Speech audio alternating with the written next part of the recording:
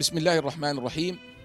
مؤسسة فذكر هنا مع أهالينا وأحبابنا وإخواتنا من قرية حليم باشا التابعة لمركز سمسطة محافظة الفيوم.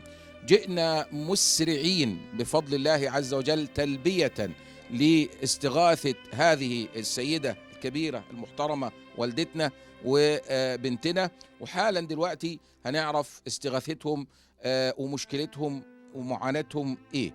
ازيك؟ عامله ايه؟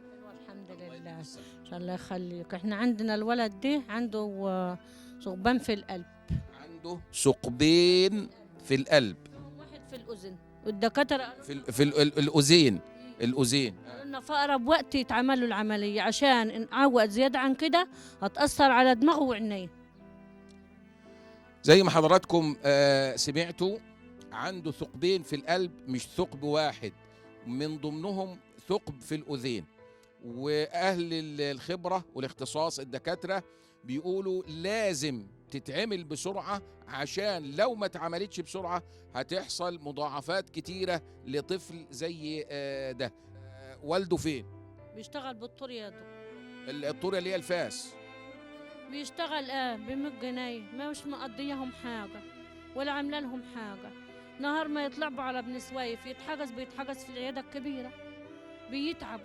بيتعبوا دي يقول له اشعه على حساب نفسك، دي يتسلف امه، احنا نستلف ونبعت له عشان يعمل له الاشعات والتحاليل. سيدنا النبي صلى الله عليه وسلم قال، سئل عن أحب الأعمال إلى الله عز وجل، قال سرور تدخله على مسلم. تخيل حضرتك طفل زي ده، ربنا يا رب ينبته نبات حسن ويشفيه ويعافيه إن شاء الله. تخيل حضرتك تكلفة العملية في حدود كام يا حاج؟ 160,000 150,000.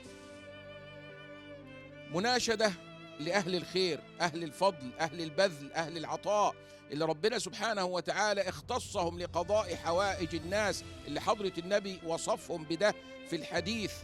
طفل زي ده محتاج عملية في حدود 150,000 جنيه عشان يعني نخفف معاناته، عشان يعيش ويكبر سوي بدون الثقبين اللي عنده. والده على باب الله وكلنا على باب الله، عايزين ندخل الفرحة والسعادة على الأسرة دي في هذا الطفل. معاكي غيره؟